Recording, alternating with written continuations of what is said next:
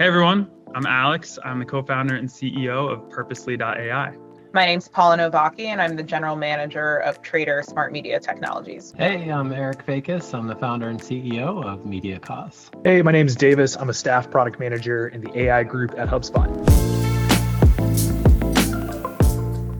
I think a lot of brands are tapping into nostalgia and celebrity-focused content. So, for example, the Hellman's Mayo ad, there's like recreating the diner scene in Harry Met Sally with Meg Ryan and Billy Crystal. There's a Pringles mustache ad that brings in Adam Brody, and I think that's creating emotional recall and like kind of cross-generational appeal. I think that humor is going to be probably the biggest trend, but like with a little bit of nuance, it's like back to basics. And what I mean by that, I think there have been certain years in the past few years from a Super Bowl ad perspective where like maybe it could get a little bit more controversial. I think that like this is like one of the last bastions where you have all of America watching, and like if we've never been more divided than before, there's never been more risk than before to like try to toe that line. We've seen some of that unfortunately blow up for brands where maybe they didn't mean for it to blow up in their face, but at the same time, humor is like the number one thing people are looking for when you are trying to watch a Super Bowl ad. And I think that this will be maybe the least controversial of years. I think maybe just like coming off of an election, like everyone is kind of burnt out on politics, agree with like the division and where we are right now. And the NFL has always been one to try to stand up to that division. And, in the past, they control the content of the commercials. They have the ability to say yes or no on what content is included. They can veto. And they have vetoed in past years commercials that fit into that sort of social justice space because they don't want to come off controversial. And then they have let other things in. As a trend I've seen recently emerging, there is a genuine fear of retribution in the nonprofit sector and in the corporate sector. We're hearing things like DEI is evil and illegal being said by leadership in our country. And that shouldn't be a controversial statement. The idea that we need more equity and inclusion in our world, and that diversity makes us stronger. But unfortunately, that's where we are. And, companies and nonprofits are worried about, retribution that could really, jeopardize their organization's ability to exist. And I think in part that has something to do with why this year in this Super Bowl ads, I'd expect them to be non-controversial because everyone's a little unsure of what it means to sort of stand up for what you believe in right now, which is a different place than we've been as a country for quite a long time. So let's move on to a slightly lighter topic. This is one. So last year, when I asked this question, it sometimes feels like we're living in Groundhog Day, right? The Chiefs are in the Super Bowl again, like it's the same shit all over again. But when I framed this question, I asked, will Travis Kelce propose to Taylor Swift? And I got quite a bit of flack for my framing of that question. So this year I've optimized my question framing.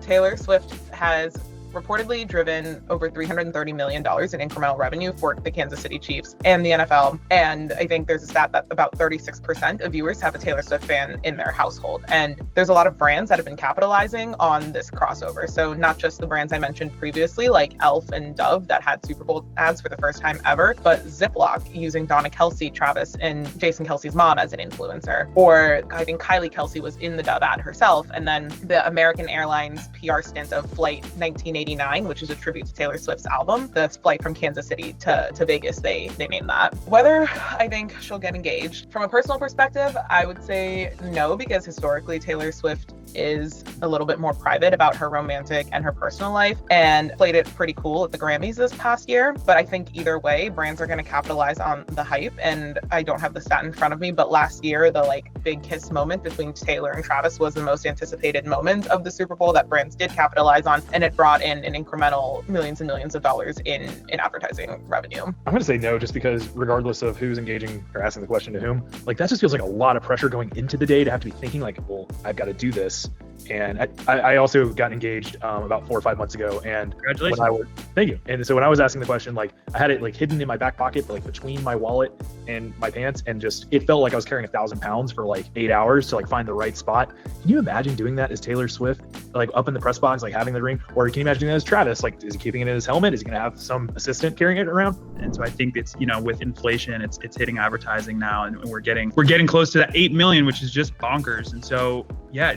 What do you all think? Is it worth it? How should brands measure success here? Obviously, it's kind of more of an awareness play, but is there, any direct line attribution that can be drawn from this? And just really curious to get your all thoughts here. So before I was in AI at HubSpot, I spent almost 5 years building our multi-touch attribution products. So I can speak to that. I think what's really funny is there's a great meme. I wish we could find it. Maybe we can add it in post-production later. But basically there's like this concept of like really low IQ, really high IQ, and they both kind of agree with each other. And it's all the middle where there's like chaos. And so when I hear the word attribution, I'm like, keep it simple. Like, when you try something, almost like an A/B test, putting a Super Bowl ad out, for example, like, I don't know if you necessarily need to be worrying as much about like, can you follow the full customer journey all the way down to a purchase, as much as like, did incremental revenue go up? I think that's true for Instagram and Google. I think that's if you're putting an ad there. I think it's true if you are able to get into the Roku and Hulu advertising, where you are able to personalize it a bit more, right? I still think that this is worth it. But then beyond that, you also have retail and e-commerce impacts. Like, does it drive immediate purchases? Yeah, like Travis Kelce jersey sales went up 400% this year. That's crazy. Like, especially since Taylor Swift was in the picture last year.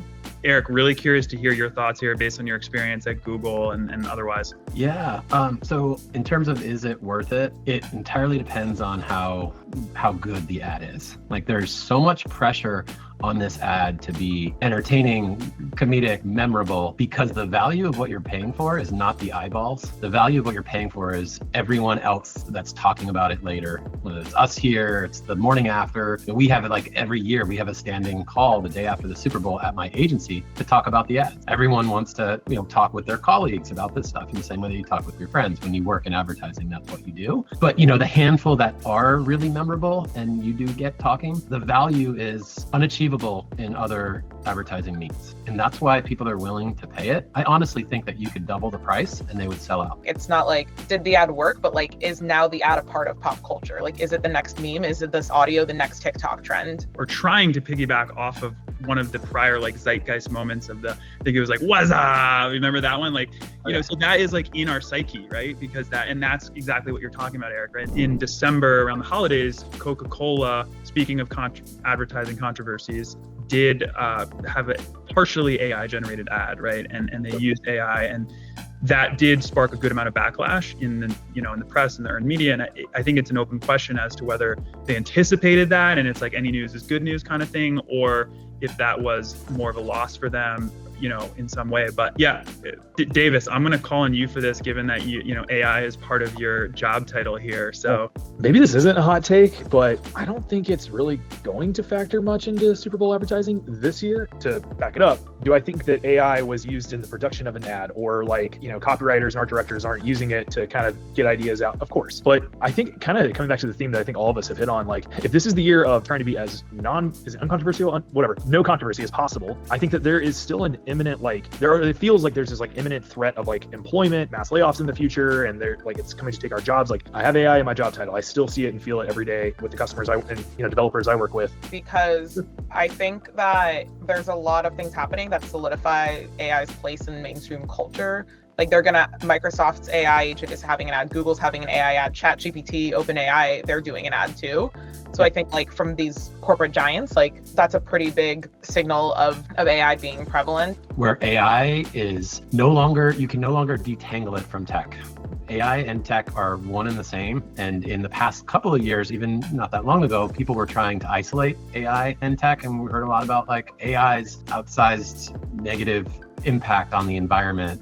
And you just really can't decouple AI from technology at this point. It's every single tech company in the world has AI. A year or so ago, I heard people talking about how they were worried that AI was going to do their job. The quote that I overheard at my company was, AI is not coming to take your job, but someone that knows how to use AI might.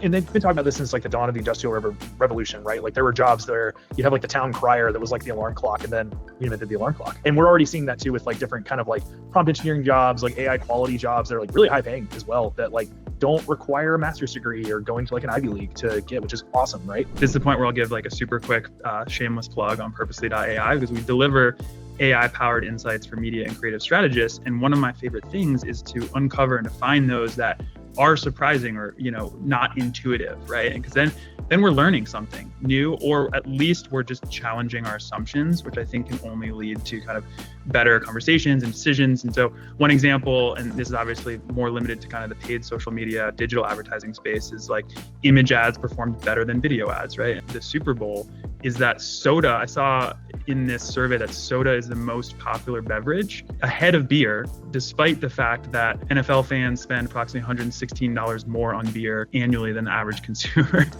So yeah, and it kind of reminds me of like this whole trend in non-alcoholic beer, like the athletic brewing. If any of y'all like big fan of kind of early to midweek, you know, I'll grab one of those. But it's also just like begs the question for me of where I wonder how that's categorized, right? Is non-alcoholic beer a beer, or is it so like is a hot dog a sandwich? I don't know. I was also looking at just the lineup of advertisers at the Super Bowl, and there are so many beverages. Just blown away by just, I guess, CPG in general. Snacks and beverages were like by far, you know, the standout. And so it was a little surprising to me to not see more variety amongst the advertising base for the Super Bowl. Searching and reading ahead of time is I think we're going to just see ads that are going to extend beyond this 30-second spot. Like to Eric's point, you know, a CPM of $75 or $85 to reach 120 million viewers, that kind of mass reach can be achieved anywhere, but it's, you know, the conversation beyond the pop culture moments that are created. We're talking about like two of the best defenses in the NFL. I think it's going to be and I think the year of the cover two, like really forcing teams to kind of run the ball. I think it's gonna be a low scoring slugfest. I think it's gonna be like a battle of the running backs, and which offensive line can like actually like push for those running backs to get through. Philly's got the better running back. I think the Eagles win, let's say 16-13. Wow, I love it. That's a bold prediction, my man. I mean, with Saquon, like it makes sense, the battle of the running backs, but I was just looking, I think 2 years ago it was 38-35. Yeah, KC, it was kind of a shootout. When you look at the Chiefs game, like there's some stat where they would have a losing record if you took away the last 60 seconds of every game this season. So like, I just feel like the luck has got to catch up to them eventually. I do think it's going to be a more high-scoring game, but I don't think it's going to be a great game. I think Philly's going to win by more than a touchdown, more than 7 points. I predict KC will make it a little close at the end with some magic, but that's not going to be enough. My prediction's 34-27.